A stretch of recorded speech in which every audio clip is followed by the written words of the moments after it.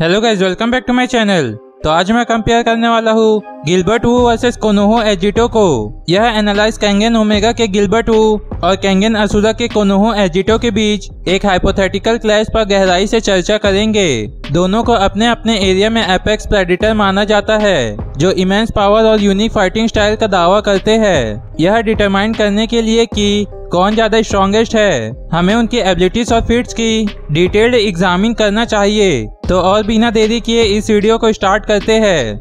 Gilbert वू Kangen omega में एक certain antagonist है, जिसे वेस्ट वू क्लैन की एम्बिशन के अल्टीमेट कॉम्बिनेशन के रूप में प्रेजेंट किया गया है। वह रॉ पावर की उसकी खोज का एम्बॉडी है और उसके पास फिजिकल स्किल और ब्रूटल एफिशिएंसी का एक टेरिफाइंग कॉम्बिनेशन है। गिलबर्ट की सबसे खासियत उसकी ओवरवेलमिंग फिजिकल सुपीरियरिटी है। उसकी स्ट्रेंथ, स्पीड और ड्यूरेबिलिटी हायर ट्रेंड में भी कहीं ज्यादा है। वह आसानी से स्ट्रॉन्ग पर्सन पर हावी हो सकता है, ब्लाइंडिंग स्पीड से आगे बढ़ सकता है और बिना किसी लड़खड़ाए सिग्नेचर डैमेज को झेल सकता है। उसकी रॉ पावर को अक्सर मॉन्स्टर के रूप में दिखाया जाता है, जो कैजुअल मूवमेंट्स को भारी डिस्ट्रक्शन करने में कैपेबल है।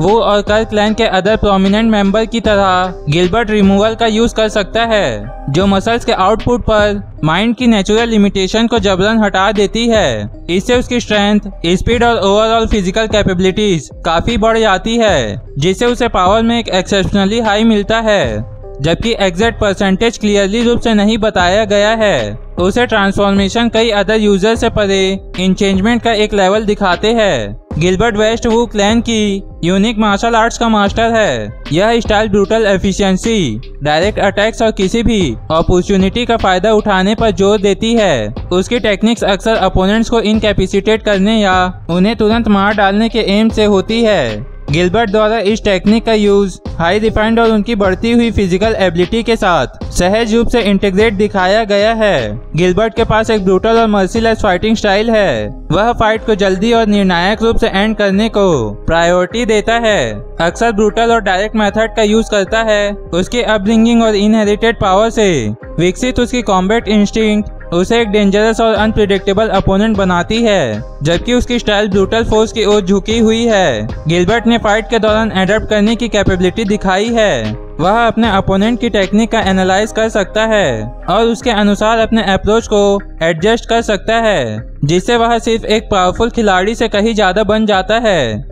मैसूडो के फिफ्थ फैंग कोनोहा एजिटो एक फैंटास्टिक प्रोडिजी है और केंगन यूनिवर्स में सबसे फॉर्मिडेबल फाइटर में से एक है। उसकी स्ट्रेंथ न केवल उसकी एक्सेप्शनली फिजिकल एबिलिटीज में बल्कि उनके कांस्टेंट इवोल्यूशन और यूनिक फाइटिंग स्टाइल में भी निहित है। एजिटो में बहुत स्पीड, स्ट्रेंथ और ड्यूरेबिलिटी है, जो रिगरस ट्रेनिंग और नेचुरल टैलेंट के माध्यम से इवॉल्व हुआ है। हालांकि शायद वह गिलबर्ट के बिना रॉ पावर के सेम लेवल पर नहीं है, फिर भी उसकी फिजिकल कैपेबिलिटीज ऑर्डिनरी ह्यूमंस और मोस्ट केंगन फाइटर से कहीं ज्यादा है। कोनोहा की इनिशियल फाइटिंग स्टाइल फ्रॉमलेस एक फ्लूइड और अनप्रिडिक्टेबल अप्रोच है। इससे उसके मूवमेंट्स को समझना मुश्किल हो जाता है और वह अनएक्सपेक्टेड एंगल से अटैक करने में एबल हो जाता है। यह एडेप्टेबिलिटी और किसी भी वीकनेसेस का फायदा उठाने की एबिलिटी पर जोर देता है। क्यूरोकी जेंसर के खिलाफ अपनी शुरुआती हार के बाद कोनोहा ने अपने फॉर्मलेस बेस को इंटीग्रेट कर अपने फाइटिंग स्टाइल को इवॉल्व की। यह हाइब्रिड स्टाइल फॉर्मलेस की अनप्रेडिक्टेबिलिटी को एस्टेब्लिश टेक्निक स्ट्रक्चर एफिशिएंसी के साथ जोड़ती है, जिससे वह और भी ज्यादा अच्छी तरह से गोल और डेंजरस फाइटर बन जाता है। उन्होंने वेरियस स्ट्राइकिंग और ग्रैपलिंग अटैक में प्रोफिशिएंट दिखाई है। कोनोहा के पास प्री इनिशिएटिव का एक रिफाइन लेवल है, जिसे वह अपने अपोनेंट्स के मूवमेंट्स को पूरी तरह से मैन्युफैक्चर होने से पहले ही भाप लेता है। यह उसे डिफेंसिव और ऑफेंसिव मैन्यूवर में एक क्रूशियल एडवांटेज प्रदान करता है, जिससे वह असाधारण टाइम के साथ रिएक्ट और काउंटर करने में एबल होता है। पूरी सीरीज के दौरान उसकी प्री इनिशिएटिव का सिग्निफिकेंटली डेवलप्ड हुआ। कोनोहा की सिग्नेचर मूव्स में से एक ड्रैगन शॉट एक पावरफुल ब्लो है, जो ट्विस्टिंग मोशन से दिया जाता है, जो सिग्नेचर इंटरनल डैमेज पहुंचाने में कैपेबल है। उन्होंने इस टेक्निक के कई फॉर्म्स विकसित किए हैं, जिससे यह और भी ज्यादा वर्सटाइल और प्रेडिक्ट करना डिफिकल्ट हो गया है। एजिटो की सबसे डिफाइनिंग है फाइट के दौरान खुद को इवॉल्व करने और खुद को ढालने की उसकी एबिलिटी है। वह अपने अपोनेंट से सीखता है, वीकनेसेस को पहचानता है और चैलेंजेस से ओवरकम के लिए अपने फाइटिंग स्टाइल को रियल टाइम में बदलता है। यह कांस्टेंट ग्रोथ उसे एक इनक्रेडिबल रूप से डेंजरस अपोनेंट बनाता है, क्योंकि वह शायद ही कभी एक ही तरह से 2 बार लड़ता है। फाइट की शुरुआती स्टेज में गिलबर्ट अपनी सुपीरियर रॉ पावर का यूज करते हुए पॉसिबली रिमूवल को जल्दी से जल्दी उलझाकर कोनोहा पर प्रेशर डालते हुए दिखाई देगा। गिलबर्ट पावरफुल स्ट्राइक का एक टियर लेस स्ट्राइक कर सकता है, जिसका एम कोनोहा को ओवररन करना है। कोनोहा इन शुरुआती अटैक से बचने के लिए अपने एजिलिटी और प्री इनिशिएटिव पर भरोसा करेगा। गिलबर्ट की स्पीड, पावर और फाइटिंग स्टाइल के अनुमान लगाने का प्रयास करेगा। इन शुरुआती एक्सचेंज में उनकी अनएक्सेप्टेड स्टाइल क्रूशल होगी, जिससे उन्हें अनप्रिडिक्टेबल रूप से आगे बढ़ने और ब्रूटल फोर्स के डायरेक्ट कॉन्फ्रंटेशन से बचने की परमिशन मिलेगी।